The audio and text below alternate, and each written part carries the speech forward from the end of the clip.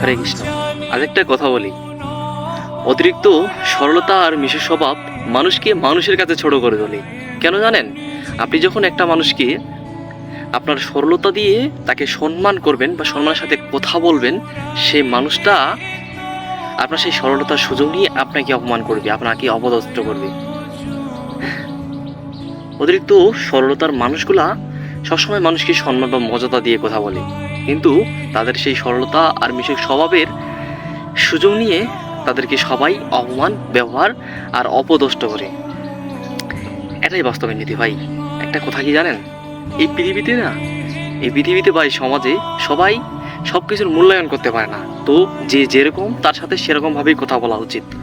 সবাইকে যে সম্মান দিতে হবে, সবাইকে যে সরলতা দেখিয়ে তার সাথে সম্পর্ক বা কথা বলতে হবে, এমনটা কিন্তু নয়। তো যে যেরকম তার সাথে ঠিক সেরকমই ব্যবহার করা উচিত, সেরকম করেই চলা উচিত। এই পৃথিবীতে যদি আপনি বা এই পৃথিবীতে বা এই সমাজে আপনি যত নরম হবেন, তত এই পৃথিবী বা এই সমাজের মানুষগুলো আপনাকে গরম দেখাবে। অতিরিক্ত সরল বা নিজেকে নরমাল করেন না কারো কাছে। শক্ত রাখেন, শক্ত হন, দেখবেন কেউ আপনাকে ঠকাতে পারবে না। কারো কাছে নিজেকে ঠকেন না, কারো কাছে নিজেকে ছোট করেন না। সবসময় হ্যাঁ বড় হন, তবে অন্যকে ঠকিয়ে বা অন্যকে ছোট করে নয়। এটাই বলবো। হ্যাঁ হ্যাঁ, ভালো কর্ম করুন।